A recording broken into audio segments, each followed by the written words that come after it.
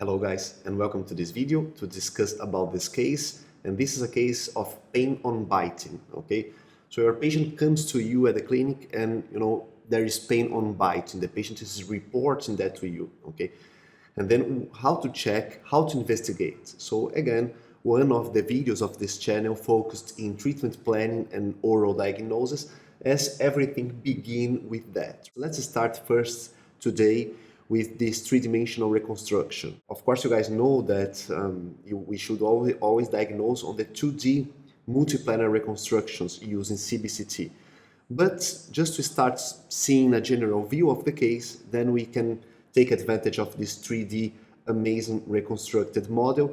If you guys don't remember or don't know how to do this reconstruction, this 3D reconstruction, then go to my first video of CBCT, how to read CBCT, understanding dentistry, and you guys will be able to see that. I will add the link here on the top right corner of this screen. It will show up at some point.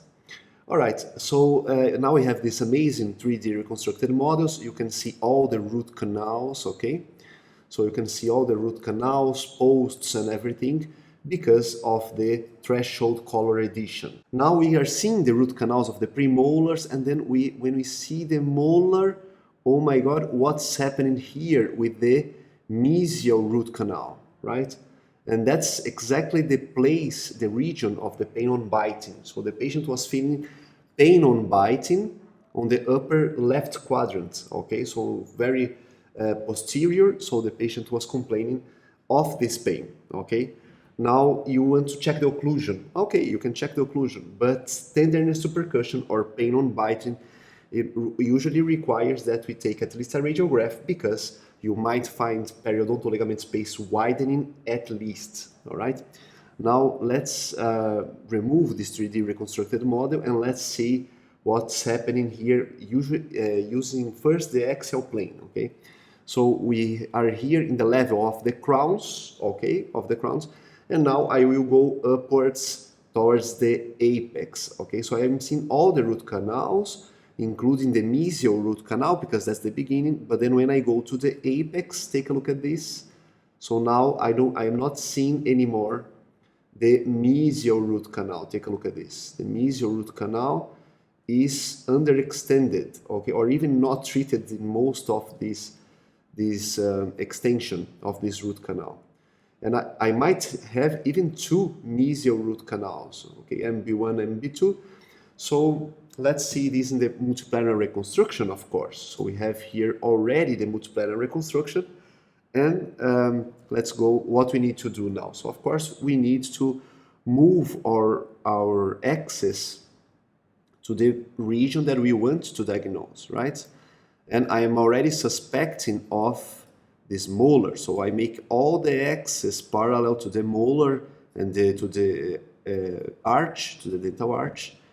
And then let's analyze what's happening here. I want my three planes working for me.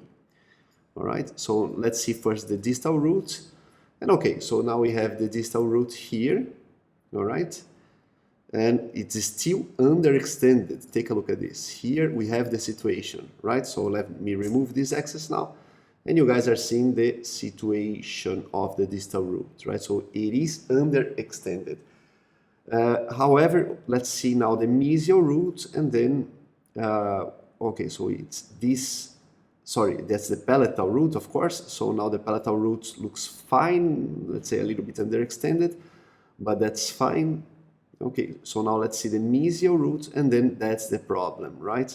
And we can see that even the sinus opacification is very close to the mesial root. It's centralized at the mesial root. So if we take this upwards, take a look at this.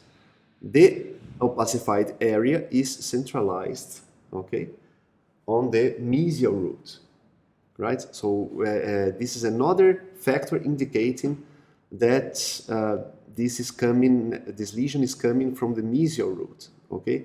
And luckily, this opacification is being limited by the sinus septum, right? So we have here the sinus septum limiting, take a look at this. So the sinus septum limiting the opacification, okay? So don't forget that this is a coronal plane here on the right side. Top left we have now the sagittal, and bottom left we have the axial plane, but they are tilted, of course, because I want cross-sectionals of the teeth that I am diagnosing, right? Okay, so now let's see the premolars, and we need to see the others, of course, right? So we need to understand what's happening with the others. And now I found both my root canals here on the axial plane, and I am now centralizing my axis on the axial plane, okay? And now I do have periodontal ligament space widening, okay? They are slightly underextended, but you know, that's unlikely that the pain is coming from this tooth. It could also come from this tooth, you know, because the root canals are underextended and we do have periodontal ligament space widening, okay? But first, of course, we are suspecting of the molar, all right? And then don't forget that this will complement your clinical examination. And now that's the situation of the first premolar, again, underextended, okay? But even less periodontal ligament space widening, okay? Here I'm seeing now mesial distal periodontal ligament space widening. I have a little bit more at the palatal root area, okay? But it is still fine. Now let's try to detect fractures, but, okay, if we try to do that, there are artifacts and we need to make sure that we have a high resolution CBCT for fractures. The field of view should be the smallest possible. Okay, so this is very important if we want to try to detect fractures. Here we have metallic restorations, and then we have the hyperdense or radiopaque root canal treatments, and that's why it's not so easy to identify the alterations here. But there you have it. The problem is most likely, and it's already an indication for treatment, the mesial root canal of this tooth. Okay, then of course you can check also the occlusion, but we already know what's going on here. All right, treatment, you could try to, of course, to redo the root canal. The level of the bone is still reasonable. There is horizontal bone loss, of course. Okay, there is horizontal bone loss, but we should try to be conservative to keep this tooth, and then we could redo the root canal if possible, okay, if possible.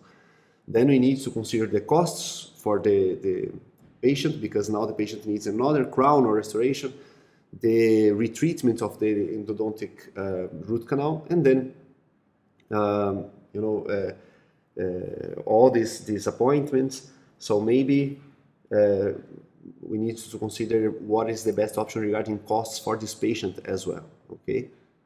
All right, so this was the case of today. There is another part of this case that I will discuss in a future video, but so far let's stay with this case, because that's at least a very nice clinical exercise of oral diagnosis, okay? So if you guys like, please hit the like button, and see you guys on the next videos.